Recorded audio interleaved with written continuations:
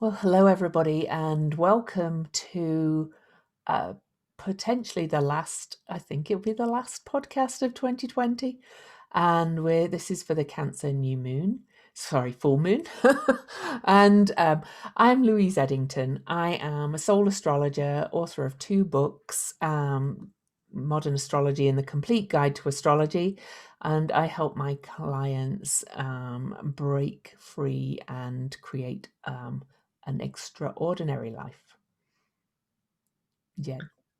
Hi, I'm Jen, and I'm an Akashic mentor, soul guide, teacher, author of Le Chic Cocoon, creator of the Illuminating Journey Cards, sharing divine guidance to assist my clients to live freely in joy with their soul's true expression. Cool. And we're going to dive in with the cards, first of all, I think. Just dive straight into things. And I'm going to do my card first this time. And this card we've pulled before is the Aeon from the Thoth Tarot. And, because we've had this card a few times and we are moving into a new astrological age, I thought I would look up the definition of aeon, and as I thought, it is the longest division of geological time is one definition. An immeasurably long period of time is another one, but also there is another definition that I find very, very interesting with this card. In Gnosticism, it's defined as a divine power or nature emanating from the Supreme Being and playing various roles in the operation of the universe. And another one is a spirit being emanating from the Godhead. And this to me is so aligned with what's happening in the astrology right now, which I'll talk to a little bit more right now. But just looking at this card too, there's so many elements to it for those that can see it and those that can't. We have, the figure of Osiris, and we also have Isis, and we also have the kind of the snake head of the Medusa, it looks like to me. Would you agree? It looks a little bit like that coming out at the top. We also have an archway going through into a cosmic egg, the Orphic egg of rebirth. We also have, fetuses at the bottom floating around. To my mind, this is a real card of kind of rebirth into something that's more connected and equal. I love how the figures on the cards kind of fade into each other as if they are really just part of the one, really. And there's a lot more I could say about it, of course, but it's also card number 20. And here we are finishing up 2020. So, do you see anything that's in this card? Right. So what strikes me as I'm looking at the card is that the arch around actually looks like a person's face, and as if this energy is moving into their head, right? So a person's head, and the energy is like moving in to the individual, the birthing coming through the head, through the crown, through the third eye, and descending. And then the kind of the egg part is kind of between the throat and the heart. And so that the thymus, which is the powerful heart of our awareness. So yeah, that's what it strikes me as, is this feels very aligned, that this is what's happening to us. We are receiving information in a new way into our being. And we really are. So this card reflects it. And entering this new age that we are entering. Right, Yeah. right. Well, I find that fascinating because the card that came up here from the Illuminating Journey deck is the Soul Portal 27, which is, I thought I would just read what I have here in the book, which says, flying carpet ride.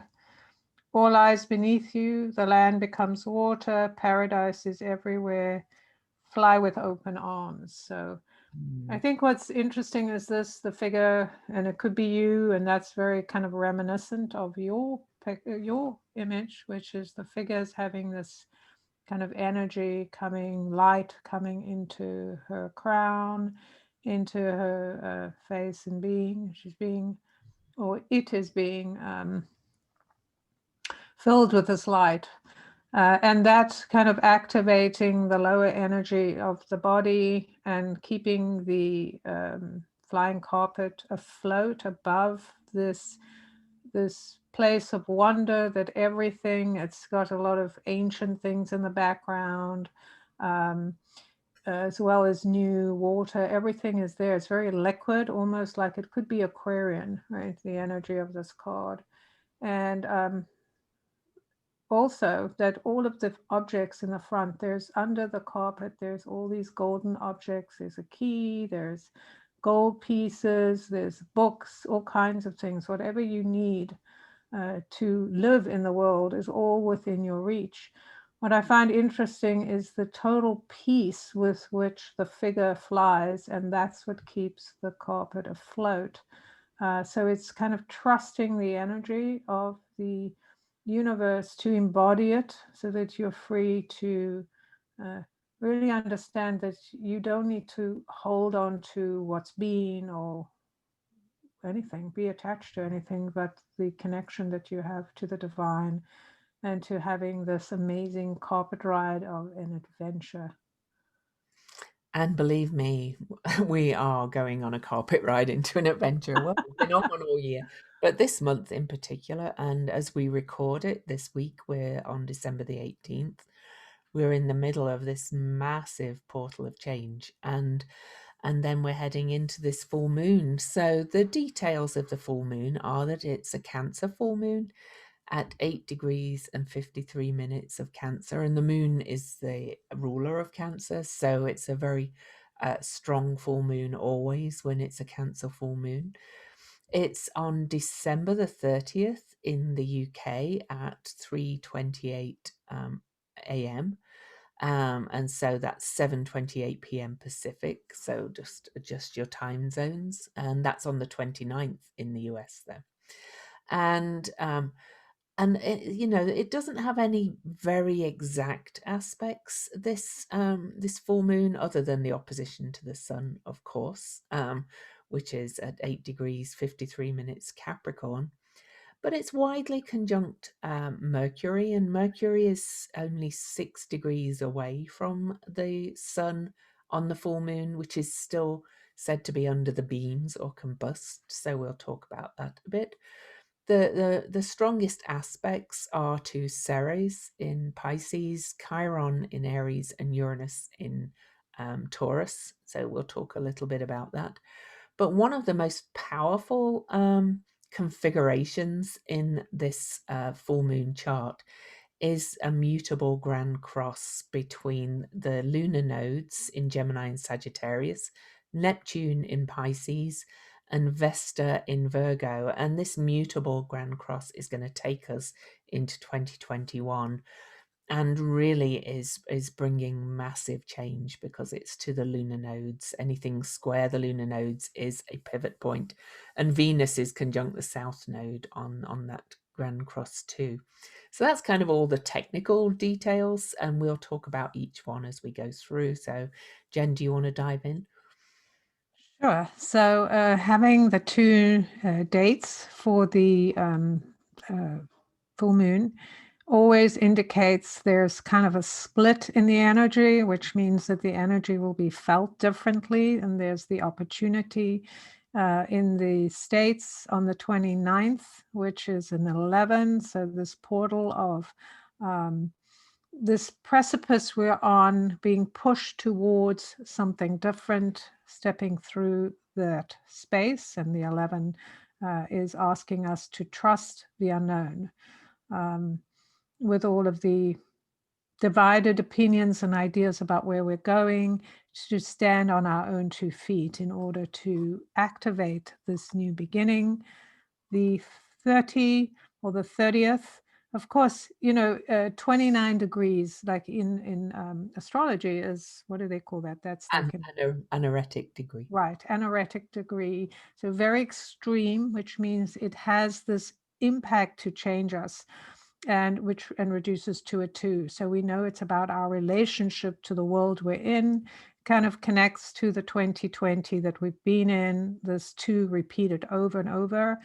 And for the 30th, the final day, right? And that's so interesting, right? We have 30 degrees in astrology, and this is on the 30th day. So the final day of the year, having a full moon, or almost final, is very powerful. The 3 indicates the 21 of the year we're entering. So again, there is that acknowledgement between the 2 and the 3 that is so amazing. It's like we're being lit up to remember, okay, you're moving from 2 into 3. We're all having our own experience through this. The other thing that, of course, we look at is the degree of the moon and the sun. And in this case, the 8 degrees, 53, so it's almost 9. And we have had quite a few 8 degrees for the full moon, so we know this is a key number. 8 is a very powerful number for moving through obstacles. So again, this energy that we're being invited to, even though there are obstacles, even though this is a difficult time, to really not think about the obstacles, but to think about the place we want to go. We want to go beyond our obstacles, beyond our obsession about the obstacles, or stories that we all have about why we can't do things, and really kind of enter that space of free falling into this opportunity, tying into the cards that both Lou and I got, the Aeon and that card of flying in the carpet. It's kind of like, this is that opportunity to, or the stillness of point, that we just leave behind the things that have been kind of cramping our style, and move forward and style our soul style, like the things that we really feel will give us that sense of connection, that total connection to source, to earth, that this experience of why we came here. So it's very significant. And the fact that we're so close to the 9, of course, 9 is about endings. So it's all, and letting go of the old, of the way we have showed up in the world. Like, we really need to think about letting go of that.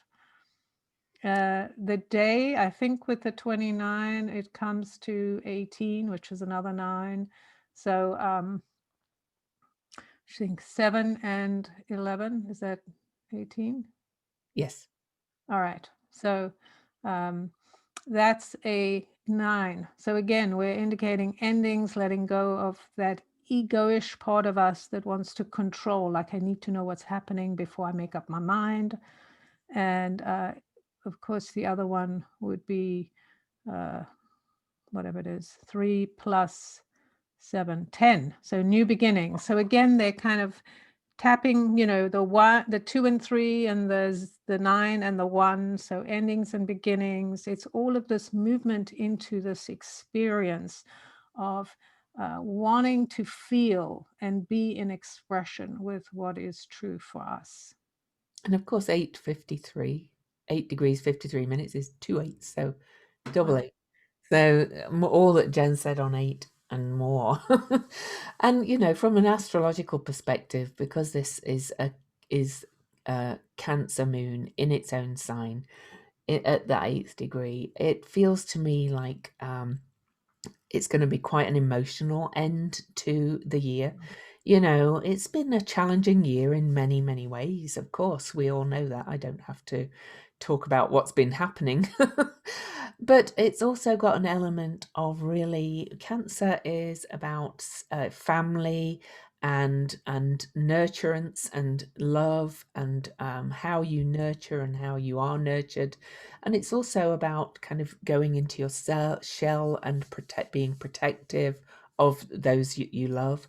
If you think about kind of crab energy, it moves in sideways. So this is kind of sideways slide, it feels like, into the new year.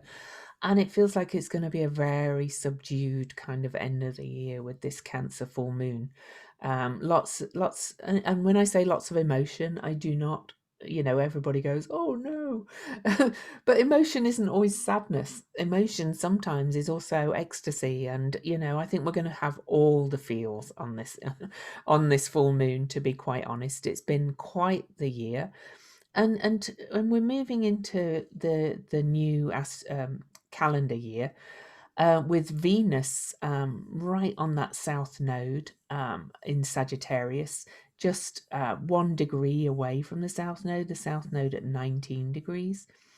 And when Venus crosses the south node, all the major planets are going to be in what's called the draconic bowl again. And so we've got the Cancer new moon, which is very much about going into your shell and being protective and looking after you and yours and all that kind of thing. And then all the major planets trapped, if you like, on one side of the lunar nodes. And this happened earlier in 2020, the Draconic Bowl. And at that time, there was lockdowns. In a bigger way than we have now.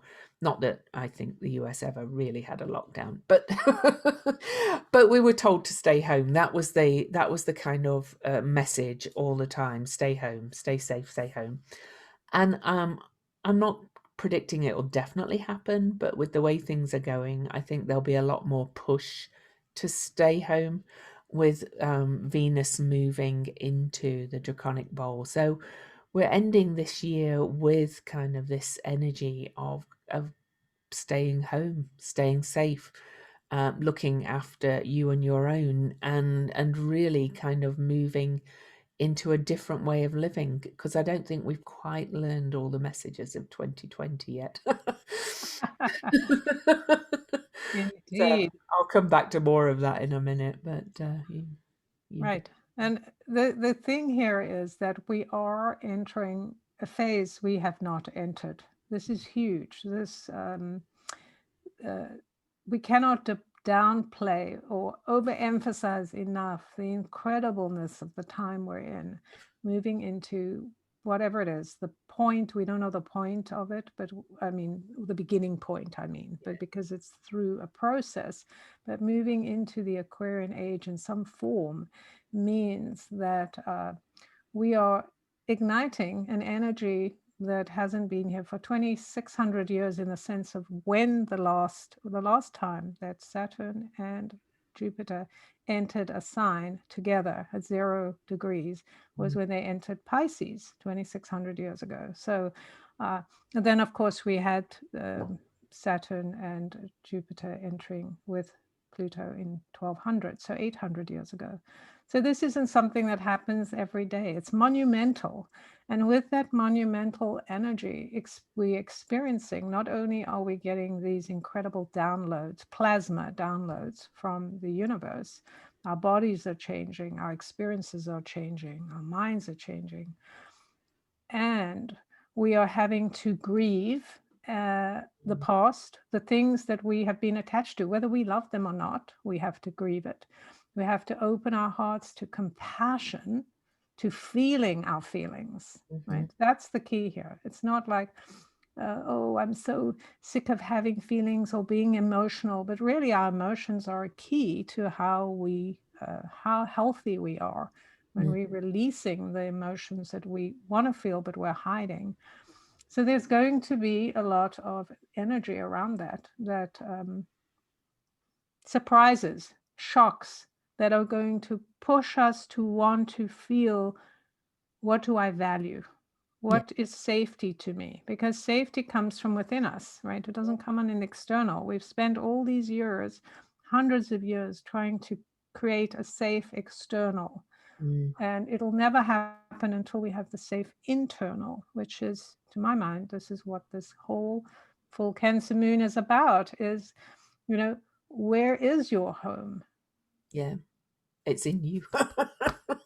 But as well, Venus is our values, and I already mentioned Venus is on that south node.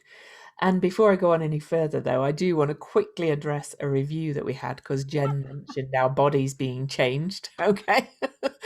And I'm going to read the review, and thank you for the review. We appreciate all the reviews, of course. But the comment was that I do want to voice, I do not appreciate how Lou mostly keeps pushing the COVID vaccine and transhumanism as a positive for our species' evolutionary growth.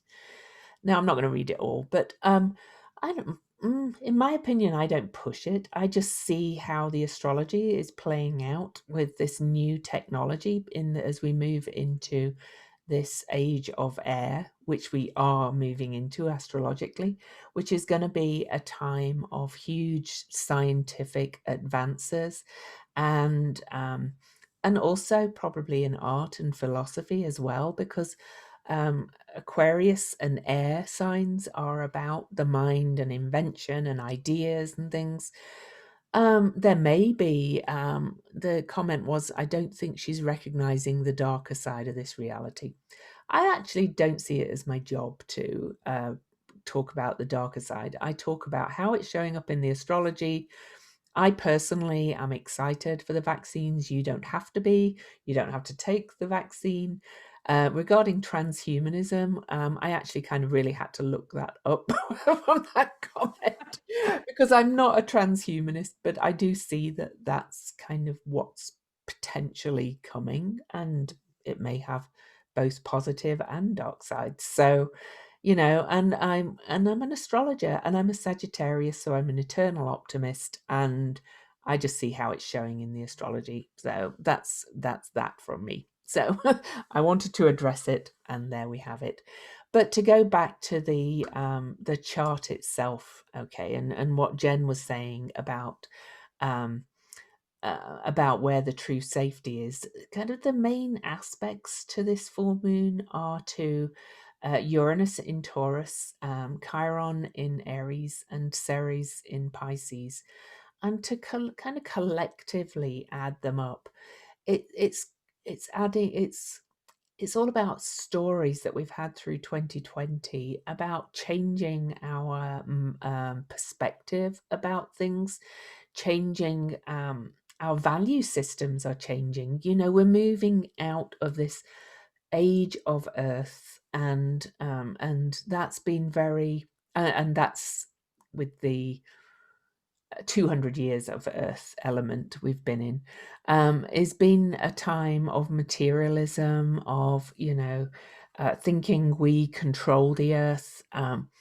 If you think about what's happened in the last 200 years, we've had major mining and major controlling the Earth and major focus on money and possessions and owning. We're being changed. Our whole value system, as Jen said, is being shifted through this period.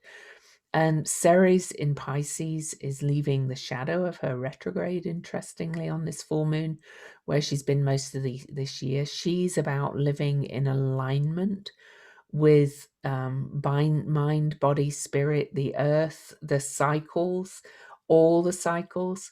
Chiron in Aries has been telling us that kind of we are the key, in each individually are the key to healing and moving forward, because Aries is very much about I am. Uranus in Taurus is in Venus ruled Taurus, has been shaking up our value system also. So yeah, it's about really getting to the nugget of really what that safety and security means at its core.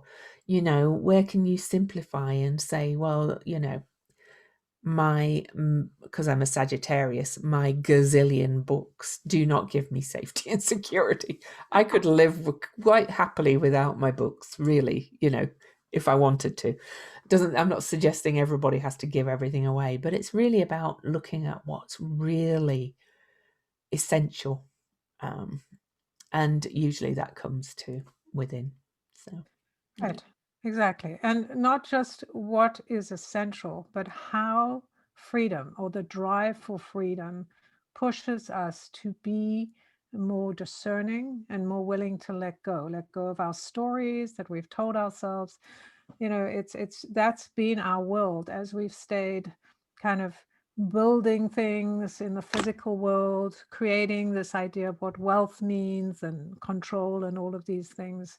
Uh, we have told many stories to ourselves about what this means, and it is time to tell new stories. And so we have a history of galactic stories in our world that have not been explored for a long, long time. And this is the area we're going to, with Uranus, with Aquarius being about the ethers, about the higher mind, the energy of electricity. Everything changes. When you start thinking about what is possible, what can we innovate, what can we change, Mm.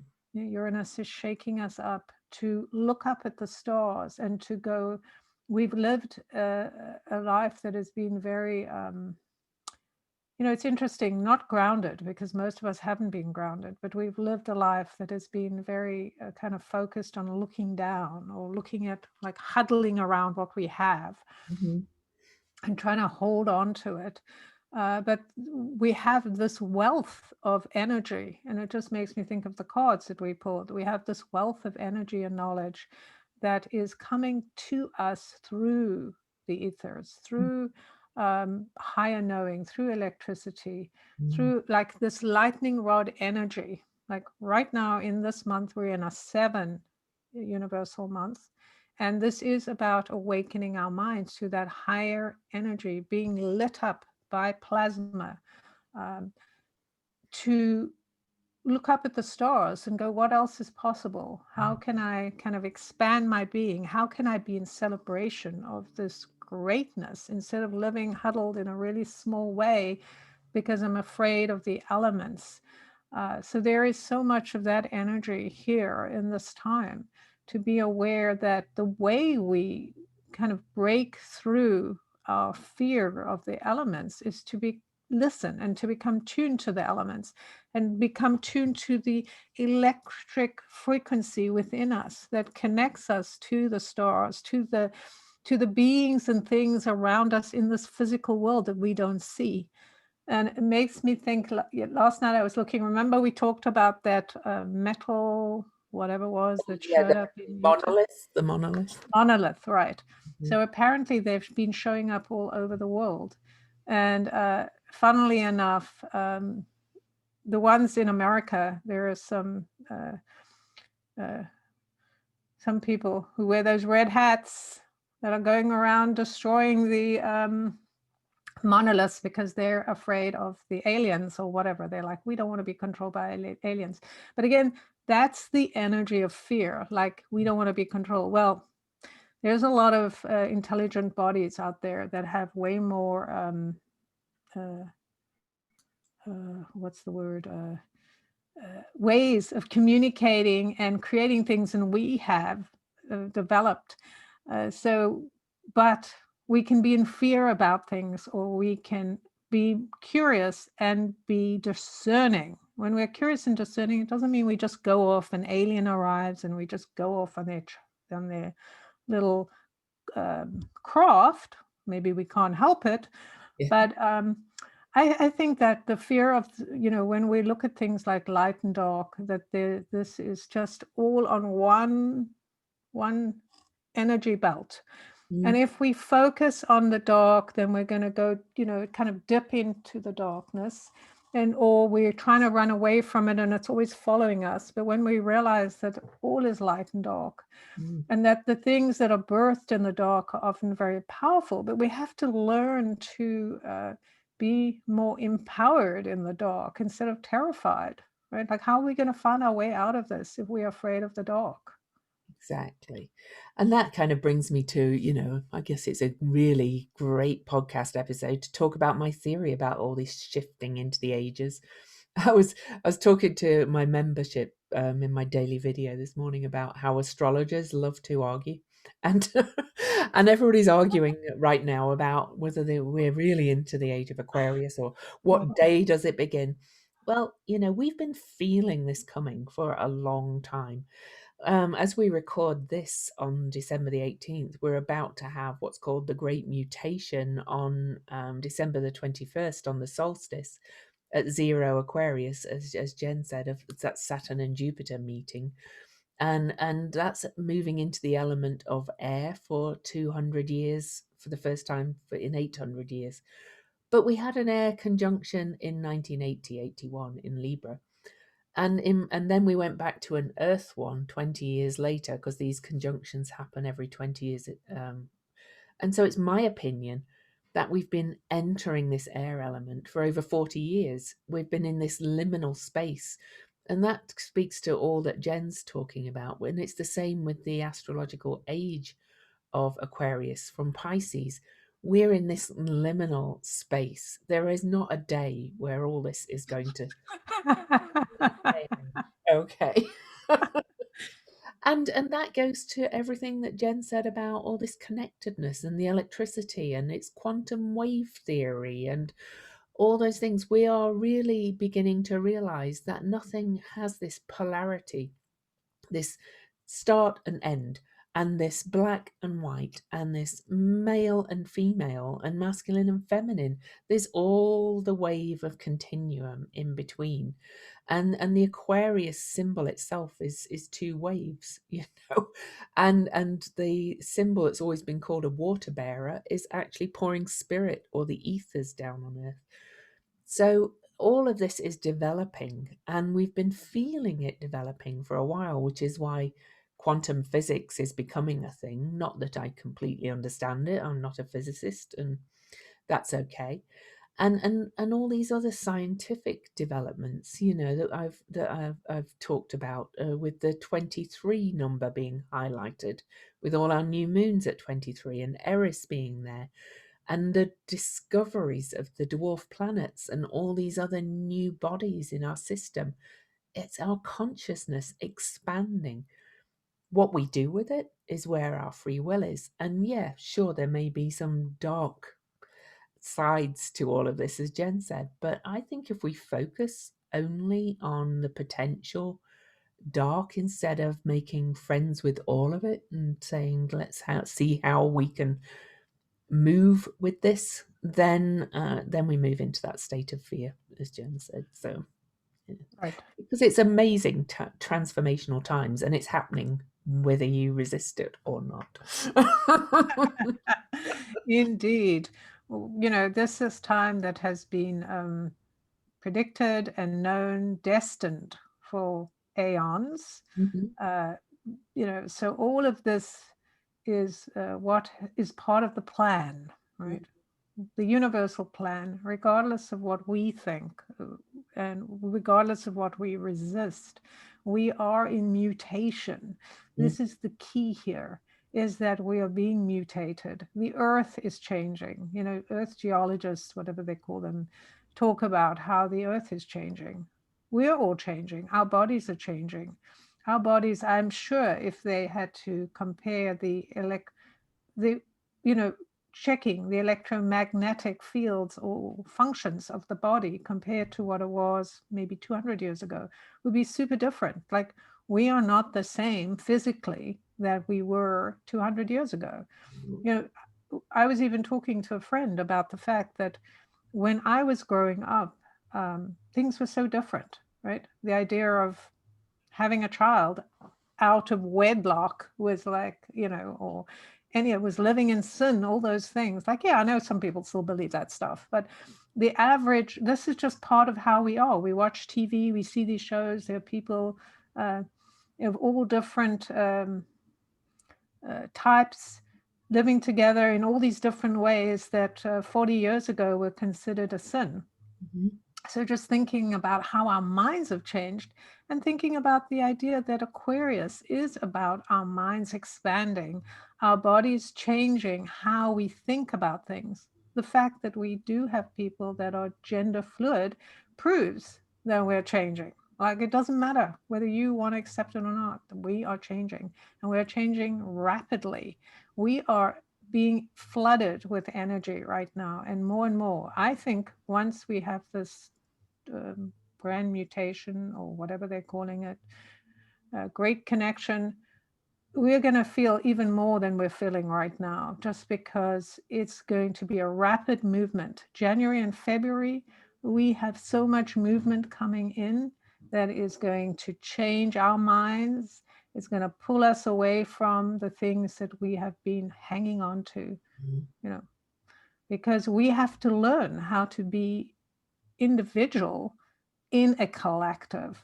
That's what this is about. Like, if we want to make change, we have to be ready to make change. And if we come with fixed ideas about how the change will be, then we may not be able to make the change or be part of the change in the way we want to be. Yeah, and this, to go back to the Cancer new moon being a double 8, we need the shoring up of the courage and strength of that 8 to look at the infinite possibilities of the 8 when it's turned on its side, I think. And so to really make the most of, this is where our free will comes in, of this energy upcoming. I think it would behoove you really well to really kind of stay home, as in your home, and kind of just take the message of the universe that the outer world is not going to look after us, save us anymore, or whatever, or is not the best way to look after us, and to really spend some time going in. I'm not saying don't go out and do your shopping and things like that, but it's a really good time to spend time in contemplation, thinking, journaling, writing, thinking what all of this is unfolding for you, because we're going to have downloads galore, to use that overused expression. As we as we record this, tomorrow we're going to have a massive long Kazemi. So I hope you follow my daily posts on Facebook and Instagram, because Mercury is going to be in the heart of the sun on the galactic center for 24 hours, which is going to be a huge influx of new information as well. It's almost like our minds are going to be barely able to keep up. And I wanted to talk a little bit more about this mutable grand cross with Vesta and Neptune in Virgo and Pisces squaring the lunar nodes on what is really the axis of truth, with the south node in Sagittarius and the north node in Gemini. And that is asking us to really open ourselves up to adaptation and change. And Vesta is about devotion in Virgo, and that's about devotion to becoming whole in the self. Neptune is in Pisces, is about that connection with source, with spirit. And then we have Sagittarius South Node saying, let go, release, get rid of, if you like, those set ideas and beliefs that you are hanging on to. The Neptune square is asking you to dissolve them. And then we're being asked to move to the North Node in Gemini, which is new knowledge. Be open to new openness to new knowledge. It's quite an astounding time, to be really honest. And I just want to read, before Jen dives back in, from llewellyn.com about Mutable Grand Cross, because I think they sum it up so well.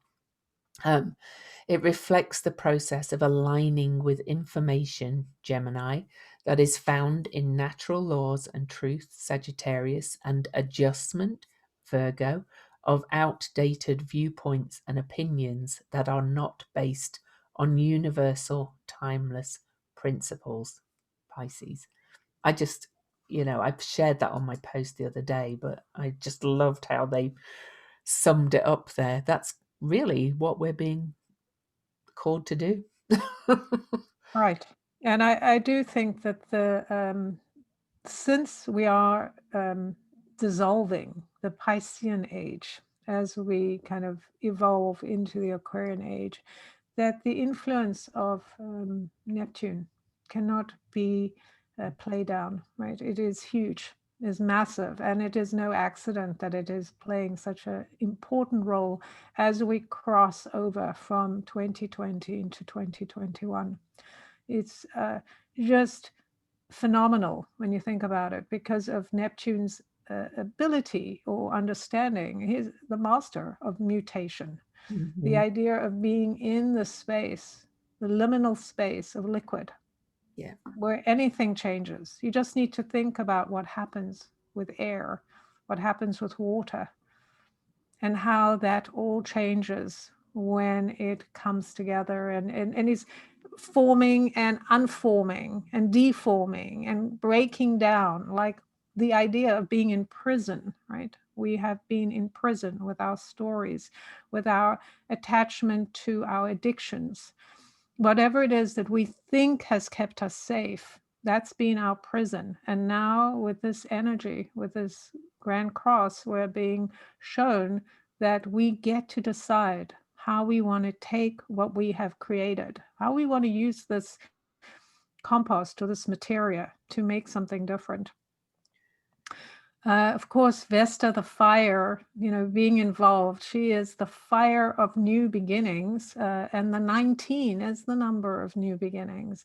It is the number of shining your light, like bringing your light into the world and going, you know what, I'm sick of hiding. I'm sick of trying to make myself fit in with the world. I'm just going to be who I am, and I'm just going to self-correct as I go along. It's so much more powerful, which also speaks to the nodes giving us this opportunity to release the ideas that have held us trapped and imprisoned. And Gemini, back we come to the mind opening, expanding, going, there are so many ways we can think about life right now, how we can think about our, what are we here for, right?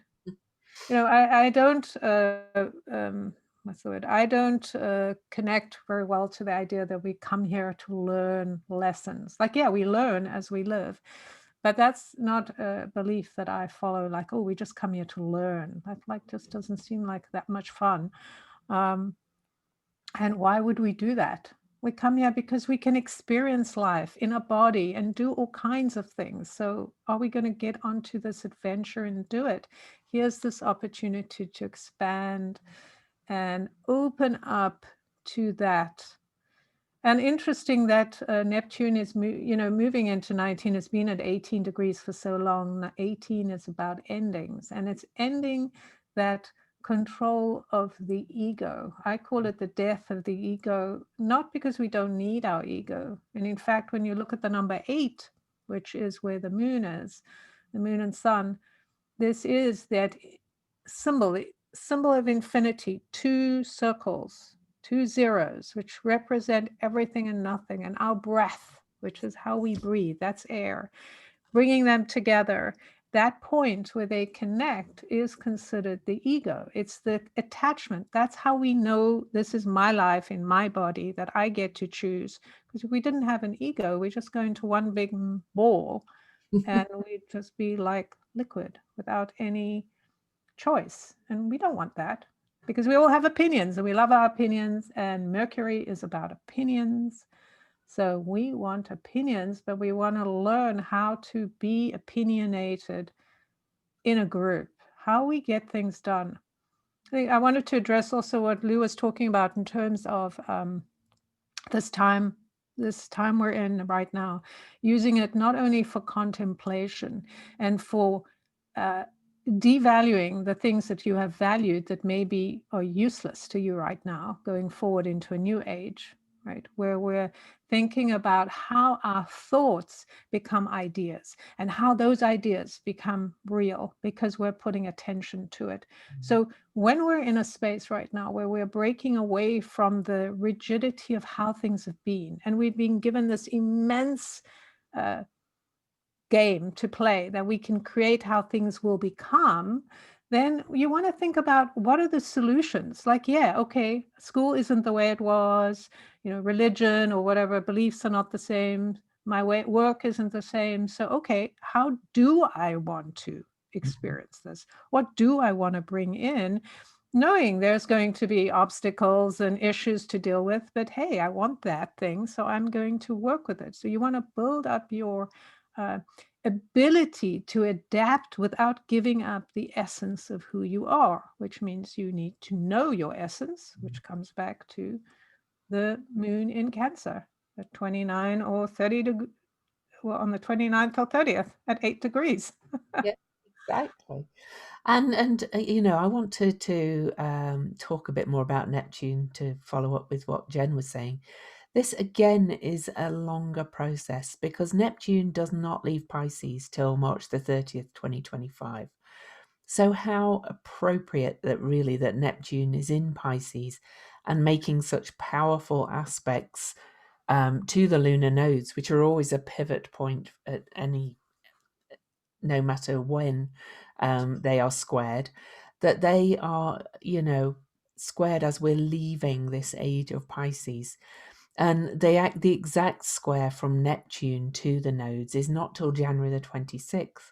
So Jen and I are not just talking about this full moon. We're talking about longer term cycles. We're talking about really being asked to be adaptable, really being asked to let go and surrender, really being asked to get in touch with the essence of you.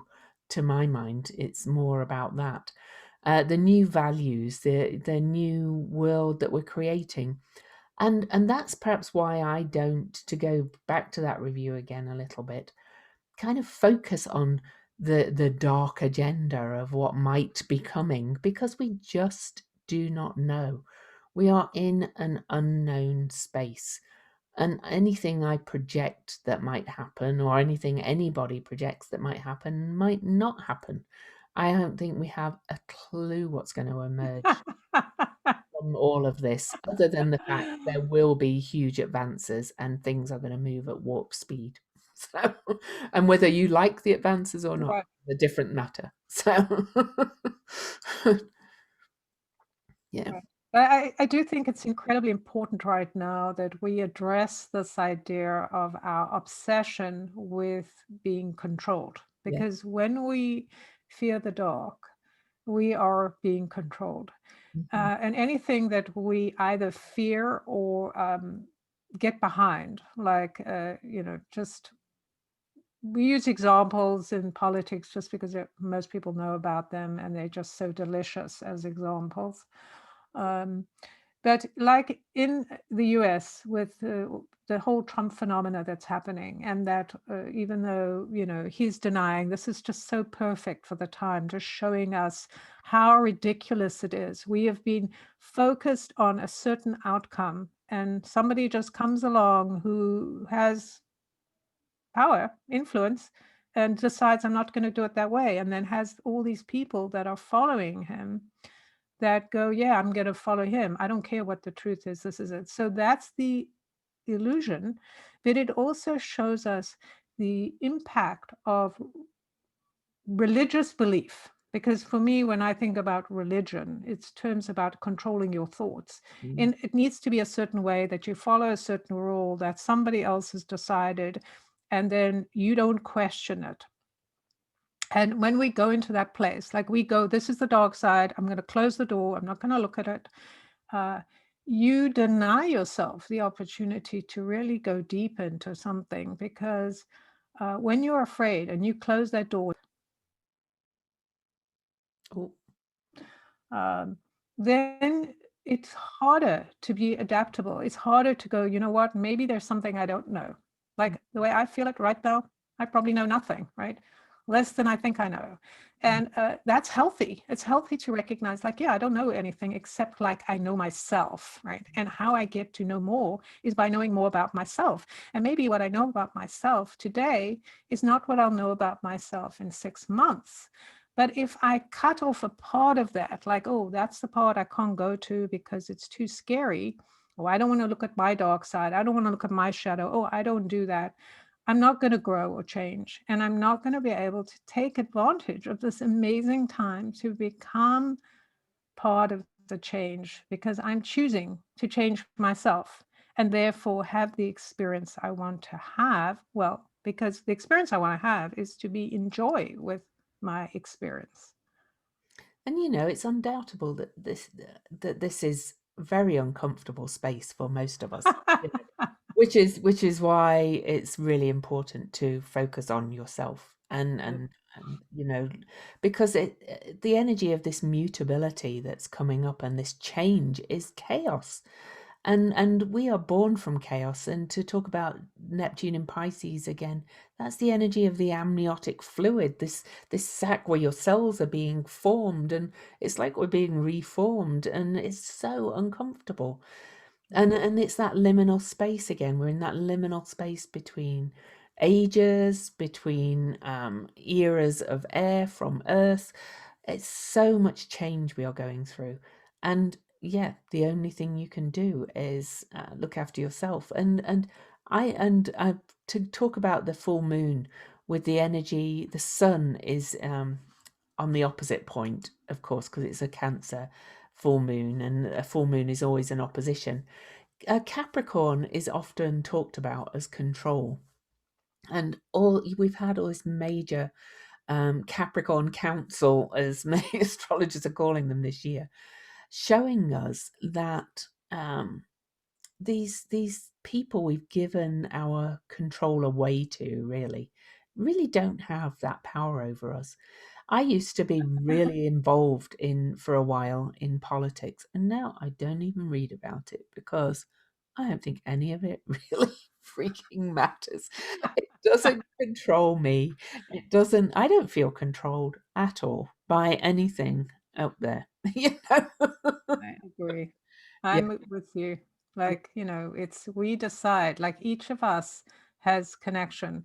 And when you were talking about the amniotic fluid, I was just getting this vision from the Akashic beings, is this idea of being lit up or being, sparked by the light of the galactic field. That's also part of our DNA. And so this idea of being awakened to your responsibility. Saturn is about responsibility, not, oh, what I need to do to be a good person or look good or have wealth, etc., that we've seen all this bullshit out there. But this idea of responding to what is true to you, what is real for you, instead of pretending, oh yeah, I'm just going to do those things because people told me or because I'm afraid. When you take responsibility for your own actions, then you don't need to push others. You don't need to make others do anything. And you have the freedom to just do whatever's true for you. But also looking at the moon and sun and recognizing the play between these fields of responsibility or limitations, which are so important. We can't exist without limitations. I did a whole video on my channel around that. But the limitations of this, it's like the idea that we want boundlessness, but we can't survive in a place without boundaries. So we've looked to the external for boundaries, and it hasn't worked that well. So now we want to create the boundaries for ourselves so we can move between the worlds, which is what we're doing. We're moving between worlds. So that's fascinating. Jen did mention the responsibility part as well, though, and that brings the connection between all of us. We are all connected. We cannot forget responsibility for others too, that our actions will affect others. So this is not about my freedom, it's not about I do what I want and screw anybody else. This is about responsibility as well for the whole, for the collective. Right. Well, Lou and I have a very different thought about that. Not that we shouldn't contribute and give, but I believe the truer we are to ourselves, the more we contribute to the world, just by being true. I'm not saying being defiant or trying to prove a point, because that's not freedom. Well, no, I agree. I agree with you. We are true to ourselves, but we're still aware that our actions in the world ripple out also. So that's the Absolutely. responsibility to me. I'm not saying, Yeah. I'm not talking about the paternalistic kind of responsibility where we are responsible for looking after everybody else. It's not that at all. Mm. Yeah. Right. And so just being responsible, responding to what's true to you. So if you have an issue, you're honest with people about it and not hide it. So you need to manipulate. That's key. You do what's right for you, knowing we're all connected. We can't escape from that we're all connected, and that everything we do impacts everyone because we're all in this together. So that's really key. My mind was just caught here by the fact that Saturn and Jupiter in this full moon, that Saturn is at 1 degree and Jupiter is at 2 degrees, right? And the two, that's really interesting. The 1, 2, speaking to some of the other numbers that we've experienced in terms of focusing on what is necessary. The 1 being very focused on what you need to do in order to be a great contributor or leader in the world. Like, and that can be in a tiny way. It doesn't have to be like, oh, a massive, I need to be on the stage. It can just be being that honest, true person in your own life, doing the things, really telling people what you think in a kind way, just following whatever you value, basically. And focused on what is it that I'm bringing into being. And the Jupiter with the expanding energy of bringing the benevolence, the connection, the relationship with the other, with the self, because the choices you make do ripple out into the world, and how you bring that forward ripples out. And when we think about the sun and moon with Capricorn and Cancer, that's so crazy because that's been this whole thing, right, that we've been dealing with the moon is often considered the people, right? And Capricorn, the structure or whatever, right? The idea that we're breaking away from that system, from that idea of not being in rebellion, but really needing to rebel against the structures that just confine us, but don't actually get the thing, don't help us to grow or change. So before I just chime in on that one as well, a quick ad break. Our Patreon, patreon.com/weirdly magical, for just $3 a month, or you can pay more if you choose. Thank you so much to 2 people who signed up this month and to support our podcast for more than $3. But it's not necessary. $3 is the suggested amount. It helps us to continue this work and to pay for podcast running costs. Also, another quick advert, we are going to be coming out with merchandise in the new year. We have a design. We're going to get it, check that it looks good on t-shirts, and you are going to be able to buy Weirdly Magical Podcast t-shirts. And the design is wonderful. So watch this space for that. And I'll talk more about other things in a little while. But I wanted to talk about the Cancer Capricorn axis from another perspective as well. It's all that Jen said, but it's also the birth to death axis. And, I've talked before about, we're being asked to really start to see the patterns. Um, Pallas Athena is kind of the seer of patterns, if you like, and she charged her way ahead of Saturn and Jupiter into Aquarius. And Aquarius is very much about patterns. It's about the connections between everything, the planets, how they work in us, and all those things. And then the Cancer Capricorn axis is about birth and death and rebirth and the cycles of that and the composting and being reborn again. And we're really in and I don't want to diss the whole age of Pisces, but the thing about leaving an age, I think, is that, or leaving a period, is that the worst of it tends to show up because it's what you do not want to do anymore. And we've lost a lot of our connection with those cycles. I think about death. People used to almost celebrate death. Have wakes and dance and go. Just let's celebrate the life of it, and because it's inevitable, we're all going to die. And our our society in more recent years has become sanitized from birth and death, really, from, really kind of the growth of well, what's that what's that when you give birth not naturally, you know what I mean? C-section, Right, cesareans. from cesareans, Such from, an like, interesting word, cesarean. yeah, it is, isn't it? Very, very interesting word. And just kind of the very over medicalization of birth. Not that it's not sometimes necessary, but it's become like people now time it, I'm gonna go in and have my baby on 2 o'clock on Friday. And and we've just become very sanitized from the nitty-gritty of Earth. So whilst, yeah, there's in the age of Aquarius, there's that kind of there is that element of transhumanism, if you want to call it that. There is also an element of rediscovering our actual connection with all that is as well.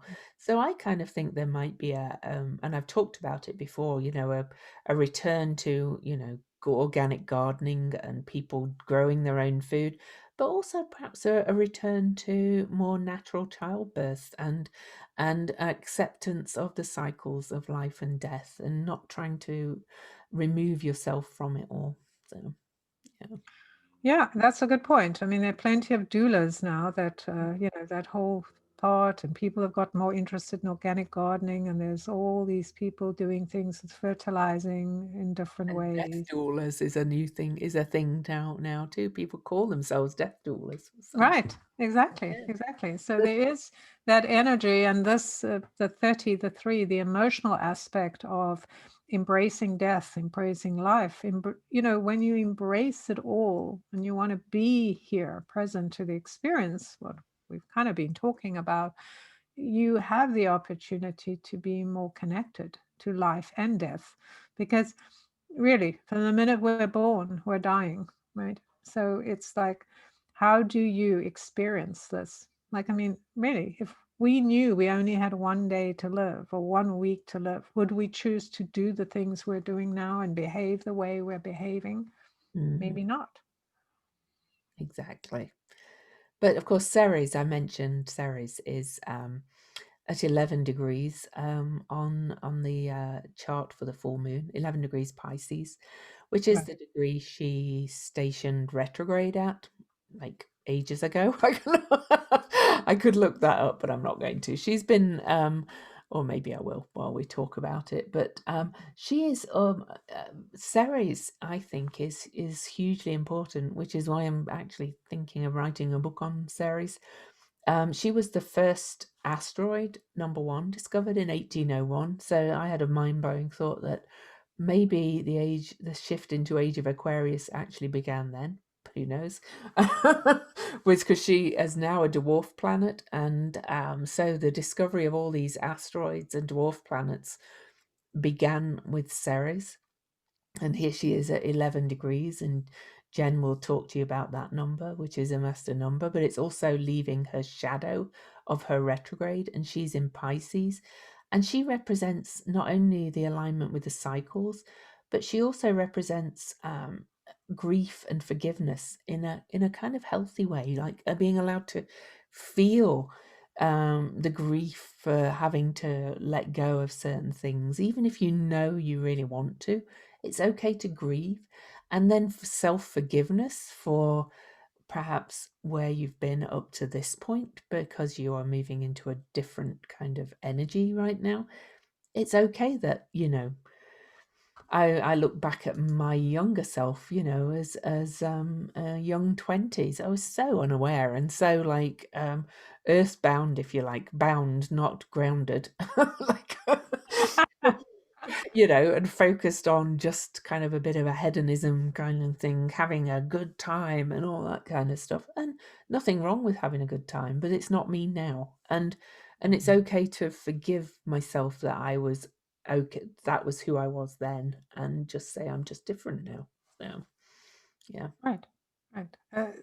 The feeling, the emotion, emotion is what drives us, and it is what allows us to experience freedom. So when we feel grief or sadness, or allow ourselves to forgive ourselves, and all those different levels of compassion, when we see how others are experiencing things. So the difference between empathy, like trying to imagine ourselves as them, and instead be empowered through compassion, is that we understand that somebody else's experience is what they say it is, and we hold that for them, that space for them, is so much more grounding, but also freeing. The more we can feel into this idea that everyone has experiences, everyone's done things. So, I know many times I made choices for expediency, not necessarily because they were the best or because it was what I necessarily wanted. And so forgiving myself for that and allowing myself, being, when I was a mother, I wasn't the greatest mother. If I didn't know what I know now, right? So I can certainly have regret and pain around it, but the best thing is to find compassion for myself through that, right? You can ask others for their forgiveness, but truly, my daughter's totally fine with it. But the point is that we're the ones that have to forgive ourselves. We're the ones that have to move beyond, whatever we think is, the thing that is quote unquote wrong with us, or that we did, that we don't necessarily love about ourselves, right? And they can be, sometimes we exaggerate or kind of blow it up and really punish ourselves for something that probably wasn't as bad. Like my view of myself as a mother and my daughter's view of being mothered is different, right? And so she goes, "Oh, you were great," and I'm like, "No, I wasn't great," right? But it's like, it's okay, move on from that story and just let it go. So I can, as long as there's lack within us, it's hard to create that wholeness of being and feeling safe, right? Safe in who we are. And to quote the lovely Maya Angelou, when you know better, you do better. But I would also say, actually change it to say, when you know different, you do different. So Right. And give yourself permission no to do better. different. It's just different. Well, absolutely. You're so right, because that idea of being better means that there's something wrong with you in the first place. And we want to move away from that. We make choices based on the information we have. Yeah. And when we have other information, we mostly make choices based on the new information because we're growing. And that's the beautiful. We want to grow. Well, to me, I do. I'm very curious. So I just want to grow and change and improve. But others may just be like, well, I'm great. Like, that's totally up to us to decide how aware and discerning we want to be, knowing the more in the present we are, the easier it is to adapt and change and move through it. So, yay. You were saying Ceres may have been the one who started. I was just wondering, maybe it was Uranus, the discovery of Uranus, that started the Aquarian age. Who knows? It's an interesting idea regardless, right? Researching it and doing it could be really fun. Yeah. But I the can't number remember what year Uranus was in. But was 18, I thought it was in 18 something. they were very close, actually. So Right. yeah, I wonder, was Ceres before? What year did you say? 1801. Oh, she might have been before then. I thought, was it 1835 or I was it 17? 1781. There you go. Maybe Oh, right. even before Ceres. 1781. So Yeah. that's interesting because we had the, before that, the Renaissance that was Mm. also geared by movement of Saturn and Jupiter. So very What, interesting. 1226? No, they're in 15 something. There was No, but a, 1226 was when we moved into air again, and oh, right. that brought the Renaissance. So Right. Could have been that moment. You can go back and see a path all the way, but I'm sure it'll be fun to explore. Like, just amazing to bring these female energies into being. I just saw the other day that this artist, and I don't remember her name, she's English, uh, considered controversial, She was commissioned to do a statue of Mary Wollstonecraft. Woolcroft. Wollstonecraft. Woolscroft.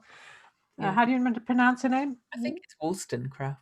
Wollstonecraft, right. And so she did this statue. And so it was a bunch of women that have been like raising funds for 10 years to do the statue, because there are hardly any statues of any important females. Like she was run to the ground and whatever, because she was this amazing philosopher. She brought a lot of energy and new ideas into the world, and that are still, a lot of people hooked onto. And so this statue, which is in some square in London with all these clothed, pompous guys. And it's like this big, like waterfall going upwards with like woman. And then at the top is a naked, there she is, Mary naked, every woman. And she said the reason why she did naked is because clothes would make it, too specific to something. But of course, there's controversy because the naked woman with her bush, showing her bush. That's like, but I think it's really, it's great. Now they're talking about her. So nobody's heard of her. And now everyone's like, yeah, who's this woman? I know. When I saw about the statue, I had to, I'd heard of her, but I had to look more up about her when I read about it too. Right. So another quick ad break. We also have an Instagram and a Facebook and a YouTube channel, all called Weirdly Magical. And we would appreciate likes and follows and all those kind of things. Also, reviews, podcast reviews on iTunes. Obviously, clearly we read them because I referred to one of them today. And we appreciate every single review, whether it's 5-star or not. Of course, we hope it's 5-star, but we don't expect everybody to agree with everything we say, because that's not how the world works. And are we ready for the symbols, or is there anything else we want to talk about with the full moon? Let's just see. I was going to mention about the 11, and I wanted to talk about Uranus for a minute. So the 11, I talked about it. It is an 11. This moon is on the 29th in part of the world. So it's just knowing the 11, that power of the 11 that allows us to imagine that we are entering a new phase. We're standing on the threshold. We're invited into a new experience. It is also connecting us to what is above us, to the guidance, to the knowing of our soul that needs to come in. So it is an activation of stepping into being in that space of being able to lead from divine influence, being able to connect the two, bring that intelligence, that message out into the world, to connect it to others, and trust that you're in the right place. So that's a really important time to stand on your own 2 feet in a whole new way, allowing this energy to flood into your being, knowing you are a connector to the world. Like if you're listening to the show, if you're listening to shows like this, then clearly you have information that is useful, that you become who you are, and in that way, and trust that it's going to be okay. And then you can go forward and express and be who you are, and your message will be received. And then Uranus. I want to talk about Uranus because I do think it's such an important part of all of this, playing such a key role. This energy, lightning energy, plasma, right? The only plasma they say we have in the world is from lightning. And we are being flooded with plasma right now from outside the world. So we are changing and upgrading. And this is, understanding the relationship that Uranus has to us. Uranus is very much, the way I see it and hear about it, is very much what we might consider an outsider. So many of us may have felt we are or have been outsiders or outside of the norm, misunderstood. One of the things that Uranus teaches us is that, to stand in who we are, regardless of who we think we, how we think we fit in. And in that way, bring our gift to the world, kind of like the number 11. So it's a highly intelligent, like genius energy that, Modern ruler of Aquarius, of course. right, right. Yeah. And doesn't care about this idea that I don't agree with you or I'm not going to do it, because that energy, and I don't even think about Uranus as being male or female. It's just that energy that comes in that says you will change, right? You will be moved, you will be shoved into new and uncomfortable places, because this is growth, this is expansion, this is freedom.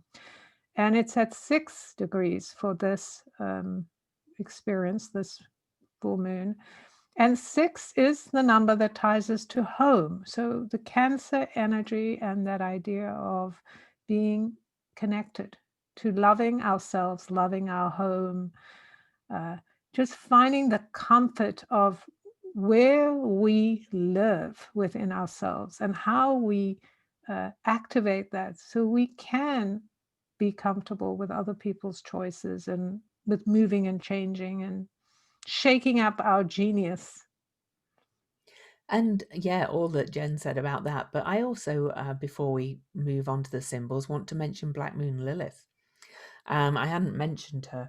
Now, I use the true calculation of Black Moon Lilith. There are 2 calculations, the mean, which means kind of a smoothed out calculation. But Black Moon Lilith, to me, does not want to be smoothed out. So if, if her position in this chart doesn't, you go, wait, I'm sure she's somewhere else. It's because I use the true calculation. And in this chart, she is at 0 degrees of Taurus, which is actually square to the 0 Aquarius, where the great conjunction is happening on December the 21st, the solstice. And she is this wild card energy. She is the original energy of equality, really, that has been squashed for many, many years. And yes, she's the first female energy really that was said to be created. She's been demonized for centuries, particularly by religion, as a succubus who ate babies and things like that. But really, she was just another outsider who was outcast because she would not conform and would not be controlled. So she is at this 0 degrees, squaring that majorly important part. And as Jen would say, 0 really represents the God source, the potential, the limitlessness and infinity and openness and wholeness both together. It's kind of the alpha and omega. It's some astrologers say it was not even really a number. We should start at 1, but we do. We start at 0, and it's the Fool card in the tarot is 0 as well. It's kind of this openness to infinite possibilities. And I love that Lilith is there on that point to end the year. Right. It's just so perfect that she is there, like bringing in this divine energy to flood the way we look at freedom and the potential, that we bring compassion to this. I think that's so important here, and it's so emphasized over and over again that our feelings, our compassion, our kindness is what will help us move and evolve through this radical change that we're going through. That when we remember compassion and connection and what is natural in all of us, that we're not suppressing some because we don't like what they're doing, that we have that fullness of experience. Absolutely. I think you briefly mentioned Chiron, but the fact that Chiron is at 5 degrees, which we're moving into a 5-year, all about change. Through this stuff, Chiron is the one who helps us understand that our compassion or our healing of ourselves is what will give us the freedom to then heal the world, right? Like we can't heal the world if we don't heal ourselves. But We're he not was going to also change anything. he was also a character of high learning as well. He was not Right. like the other centaurs. And that kind of applies to what we've said about the Aquarius too, the higher philosophies, the use of the mind again, the belief in the scientific method again, but also not forgetting. But the science has moved on, caught up with people like Jen and I, actually, with quantum science, because science now realizes that, you know, what was thought woo is actually kind of scientific. But anyway, Chiron is that too. He was the teacher to the gods, for heaven's sake, you know. So Right, right. And some people say that, I'm talking about Uranus, that Uranus should have been Prometheus, right? Which is all of them, Uranus, Lilith, and Chiron, what they have in common is that they were willing to do things that others said you couldn't, yes, right? And they did it because they were focused on changing humanity or whatever. They wanted to give the gift of something to humanity that had others had denied them, kind of like Eris, right? So yes, yeah. it's interesting that all of these characters, if you will, these energies are all kind of circling around here, kind of reminding us that we are being supported to do the unusual, to do the innovative, but to do it with heart, with compassion, with understanding that our way may not be the way, but we're going to do it because it's going to connect others. It's going to help humanity move forward. And just real quick before we do the symbols, because we're going quite long here, but I do want to mention that January the 2nd, 4 days after the full moon, Mars leaves the shadow of his rare retrograde in Aries, that last happened in 1988 and then 1941 before, so very rare. And it's January is kind of going to start with a bit of a bullet, to be quite honest. So a reminder that Jen and I did do a weirdly magical overview of 2021, and you can find that on our YouTube channel or on our Facebook page. And that Jen and I did offer a special mini reading each, and they're available to the end of the year. When I share this on our page and on our YouTube channel, I will put the links to both of those in case anybody wants to grab one before the end of the year. You know, you may have to wait a bit into January to actually get them, but you can buy them until the end of the year. So, symbols, let's do them because we had so much to say today. I love it. Am I going first? Yeah, you go first. Yeah. So the Cancer, 9 degrees. A small naked girl bends over a pond trying to catch a fish. The keynote is the first naive quest for knowledge and for an ever elusive understanding of life. So that small naked person symbolizes the innocent and spontaneous mind as yet unclothed in cultural patterns and unrestrained by trying to satisfy its curiosity about what seems mysterious and fleeting. In a sense, the pond is the infant's mind with a very limited scope of consciousness, yet eagerly reaching out to catch the swift and elusive first realizations of the meaning of life. Whenever a person is confronted with this symbol, they should realize that there's much value indeed in simply reaching out with a pure and unconditional mind to the most elementary experiences which natural life offers us. And the key here is purity in understanding. Love it. And that speaks to a lot of what we've talked about.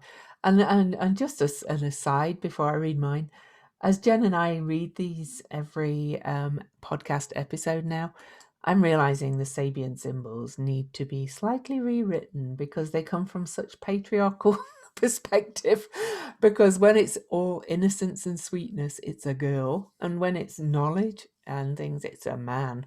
So I I love how Jen changes the language when she's reading it, but I think it's about time somebody kind of did a little bit of rewriting, not of the whole thing, but just using some different terms for. Anyway, you get the idea. So my symbol, the Cancer 9 for the Chandra symbol, is a skeleton playing a flute. Death is a haunting accompanist to the tender side of life. The spine-tingling touch of death close at hand renders poignant and accentuates what is vital in the world of the living. It takes courage to dance with death. Fear is natural under the circumstances. You have to play your fear and turn it into the music of courage. Wandering along the threshold between the living and the dead, belonging to neither world, yet integrally part of both, intimately familiar with every side of existence, one who passes as a stranger, unknown and unknowable. Solitude is your element. The contemplation of the mysteries becomes as natural as breath, as ingrained as holding steady in the violent windstorm of life in the earth. Lyrical, melancholy, and dissociated from familiar, comforting things. A mist or haze wraps you about, creating an aura of the uncanny, and it is there that you feel at home and nowhere else. Wow. Wow. I mean, that one speaks to that Cancer Capricorn axis that we've talked about, the whole, liminal space belonging in neither world right now. So, Aura of the uncanny. Yes, indeed. yes. For those who don't know the word canny or uncanny, yes, it's intuitive, connected to your intuition. Yeah. Knowing. Be used very widely for that, and we've kind of lost that connection with that as well. So it's all those liminal spaces, and both of the symbols speak to that. Really, Right. when you're kind of at that point of that innocent and spontaneous mind, you're in a liminal place too. So Yeah, and it's kind of addressed the light and dark aspects, kind of more of the fun aspect in the one way, and then the kind of deeper, more mysterious. I think to end the year, I think I will copy and paste both those symbols onto our Facebook page and our Instagram. Maybe I'll make a meme out of each one so you can people can go and read the words, because I think they were a great way to end the year, really, for this. What a year it's been. So, Jen, tell everybody how they can find you. So you can find me at my website, jenduchenne.com. That's JenDuchene. I do have a YouTube channel, and I post weekly videos using the illuminating journey cards, and that's at Jen Duchenne Global Akashic something or other. Global guardian of something. That's right, Global Guardian of the Akashic Records. So you can go to my YouTube channel. I also have a group on Facebook with the same name. You can find me under Jen Duchenne on Facebook, on Instagram. I do a couple of posts a week. And oh yeah, the cards are available on my website. I do readings. If you're interested, you can also find on my website Akashic readings. I can do numerology readings. And yeah, that's me. And I'm Louise Eddington. You can find me at my website, which is louiseeddington.com, LOUISEEDINGTON. And maybe in 2021, I'll get that changed to cosmicowlastrology.com, which I own, but I haven't changed it over yet. Instagram, Facebook, YouTube, Cosmic Owl Astrology, all likes and follows welcome. Also, I have a Facebook group, Cosmic Owl Astrology Cafe. Some people like to be in the group because the conversation's a little more private. And also, what was I going to say? My books are available on my website or from all good booksellers online, indie sellers, Amazon, whatever you prefer to buy them from. If you own my book, I appreciate reviews or either book. So it's Complete Guide to Astrology and Modern Astrology. And I have a membership site too, if you would like to support my personal work going forward. And one reminder again, patreon.com/weirdly magical to support this podcast. And that Jen and I have our special offer available to listeners of the podcast till the end of the year. So for now, it's goodbye from Lou. Goodbye from Jen.